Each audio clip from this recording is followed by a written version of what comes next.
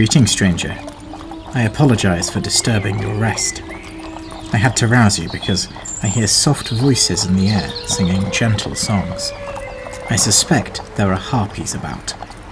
Now, do not worry. I was prepared for such a possibility, and our carriage is warded against the enchantments of their calls.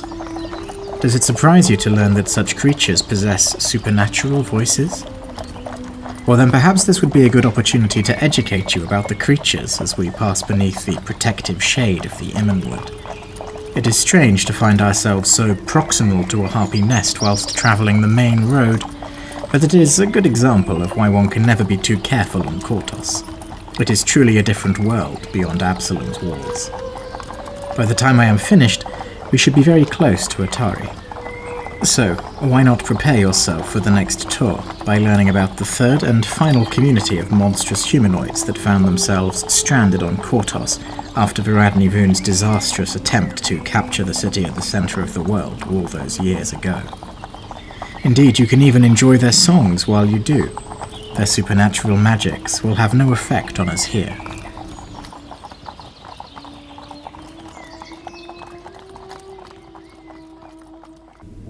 The Encyclopaedia Golarion describes Harpies as sirens of the sky, which seems a fitting name for creatures that make nests in high places and enthrall victims with their voices. Indeed, the Guide to Golarion states that harpies resemble agglomerations of features taken from both man and bird, being largely like small humans in stature, but equipped with vicious talons, feathered wings, and pointed teeth. Exceptionally cruel creatures, it is the harpies' belief that meat should be flavoured with fear and nothing more. This final sentence is not meant to be interpreted metaphorically, by the way, but we will come to that in a moment. For now, let me advise you that it would be a fatal mistake to think that harpies were weak just because they rarely exceed 5 feet in height. Even on the ground, they are stronger than the average human, with keener senses and exceptional dexterity. Thus, if you think you have snuck up on one, double-check that you are not putting yourself into an ambush of your own folly. On the other hand, harpies are not particularly intelligent, so I think it would be better to lure them to you than the reverse. Like minotaurs, they are capable of understanding language, and most of them will speak at least common, but their words are often regarded as nothing more than ammunition for their voices' songs. It will come as a surprise to most, I think, to discover that such a repulsive creature will invariably be blessed with the most mellifluous and captivating voice. Well, this is no learned power, but an innate, magical ability. None can remember a time when harpies did not possess their hypnotic talents, but many layfolk struggle to retain this information in favour of the sirens' infamous call. This confusion is perhaps forgivable. The siren songs that bedevil unfortunate fishermen and sailors are more powerful and diverse in form, and there is a certain allure to be found in the alien habitats beneath the waves. After all, the deep water is a barrier, a bulwark against their own homes and quotidian businesses being influenced by the aural infection. Sailors must go to them to be affected. In contrast, harpy songs can descend over a roadside inn, rural bridge or mountain ridge suddenly indeed. They are more invasive, more proactive, and thus more dangerous in my opinion. It is then doubly unfortunate that there is still much ignorance and even denial about the danger they pose to a nearby settlement. It is true that it would be unusual for harpies to lay siege to a village in the same way that a minotaur tribe might, for example, but instead a flight will begin to pick off its hunters and woodsmen one at a time. Their bodies, which are almost always torn to bloody shreds and quite unrecognizable, would be witnessed only by the creature's next victim to inspire the manic fear that they so crave and enjoy. Recall that final sentence from the Encyclopaedia Golarion entry on harpies. It is a literal statement. Just as minotaurs have an uncanny ability to navigate mazes and labyrinths even without understanding their mathematical properties, so are the harpies able to understand and empathize with other sapient creatures without grasping the implications of their talent. Despite appearances and mannerisms, harpies are natural empaths. However, their instincts compel them to use this talent to instill fear into the minds of their victims, often repeatedly and at great length. If one were a culinary expert, one might say that, to a harpy, the most succulent meal is the one that has been marinated in primal panic, which engenders a beautifully sharp contrast with the otherwise calculating composure of the creature. In other words, the more intelligent the victim, the more rewarding it is to drag their minds from bliss to fear. Thus, while harpies who are carnivores can survive on just about any meat, they much prefer to kill humanoids if they can. Elves and humans are particularly delicious, I am told, while goblins' natural fear of harpy musk is akin to an unhealthy snack. This is why harpies have developed such a particular hunting tool. The euphonic euphoria elicited from victims is not simply a method of pacification, it is something far more sinister. Often, harpy nests contain dedicated prisoner chambers where victims are lured, then psychically tortured over the course of days, or even weeks if food stocks allow. You see, while their captivating song is powerful and will theoretically affect those unlucky enough not to resist it for as long as they are kept unharmed and unhindered, in reality extended trances offer little benefit. Victims do not become more affected over time.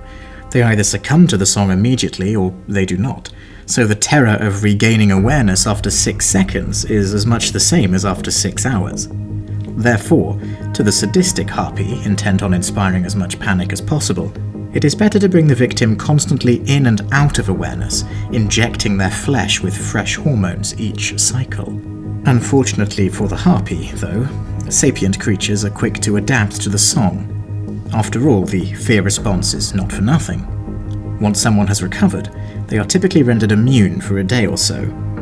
Consequently, the prisoner chambers exist to keep victims isolated within earshot of the harpies over extended periods, to induce fascination, fear, and allow time for the immunity to fade between cycles. Do not think harpies rely on their voice alone to facilitate this response from their victims. In addition to captivity, harpy nests offer filth and high places, altars to Pazuzu, the demon lord of the winds, and the scattered remains of any previous kills decorating everything in view. A group of harpies is called a flight, and will typically consist of 3 to 4 bonded pairs and their offspring. Harpy nests are very matriarchal. Male harpies are a rare sight, for they are often shunned and exiled unless they are the progeny of the flight's leader. Male harpies are so rare, in fact, that until quite recently it was believed that they simply did not exist at all. Another reason for this misconception is that it is possible for harpies to copulate with most other humanoid races, though few would ever do so willingly. And finally, this confusion may have stemmed once again from conflation with siren lore, which does claim that there are no males in that folk's population. Still, dark rumours have long circulated about some harpy procreation rituals, but we do know that the product of the union between a female harpy and another humanoid is almost always another female harpy. The pair bond between two harpies is very strong, stronger even than the cohesion of the overall flight, which can be a surprisingly loose confederation when tested. Though it is not usually romantic, as most of us would understand it.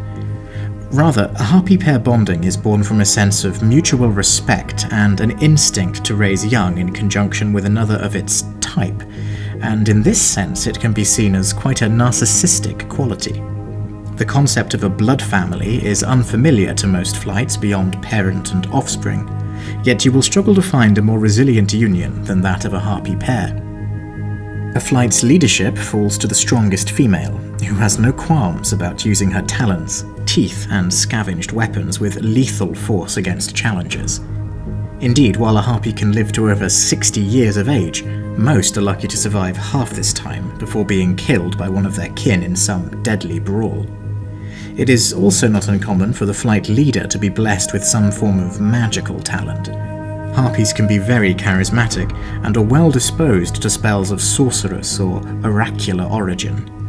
Moreover, because the worship of Pazuzu is widespread among their flights, the Demon Lord sometimes blesses an especially zealous specimen with clerical powers.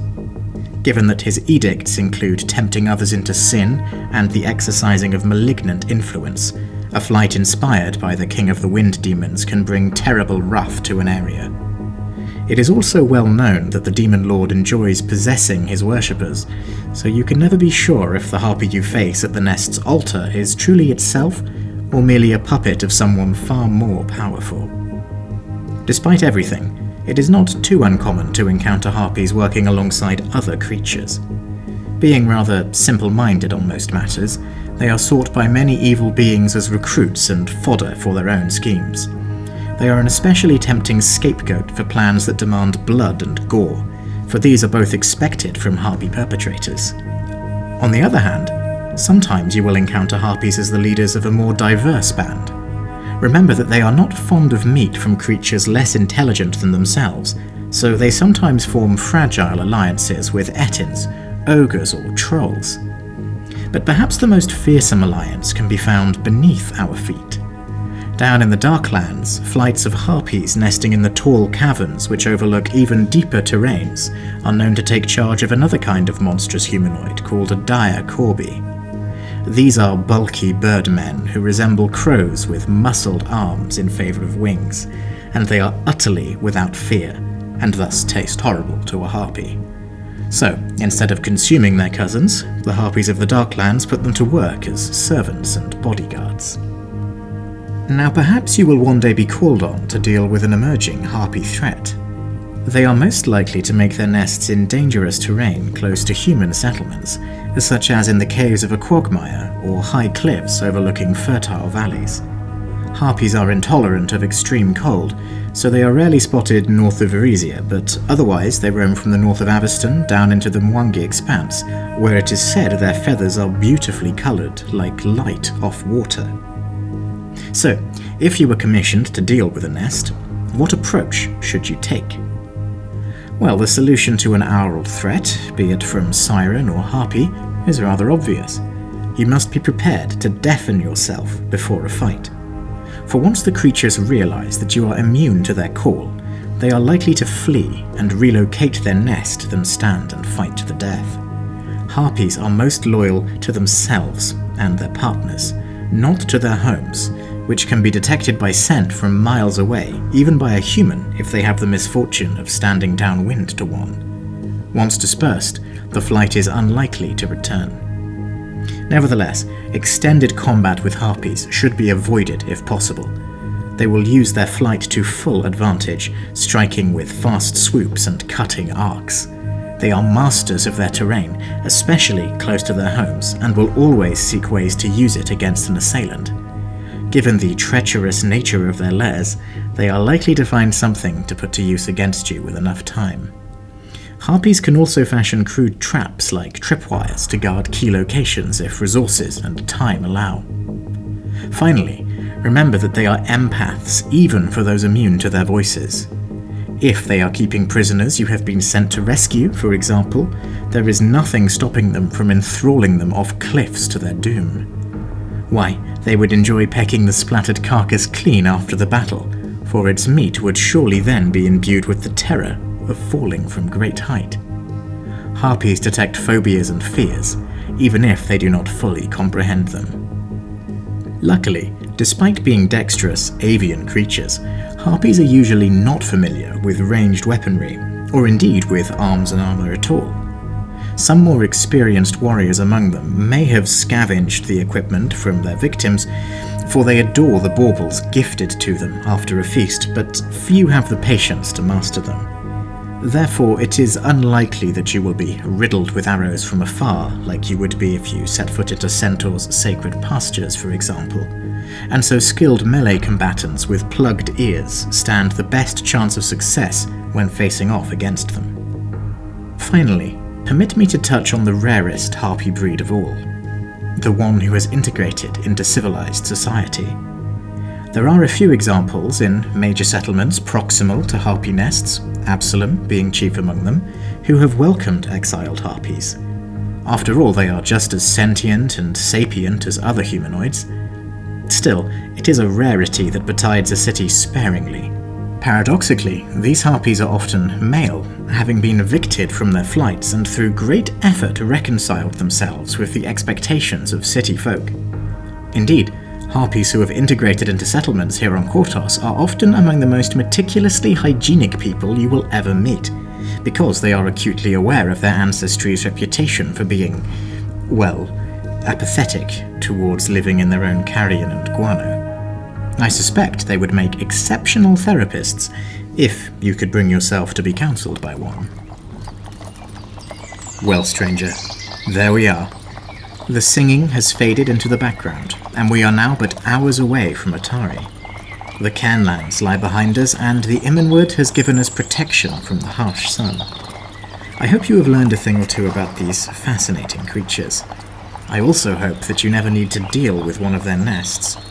Still, if you do, you should now be better equipped than most to survive an encounter with them. Feel free to relax again for this final stretch. When I disturb you next, it will be to offer you a tour of Otari, one of Absalom's most meteoric satellite settlements. Well, until then.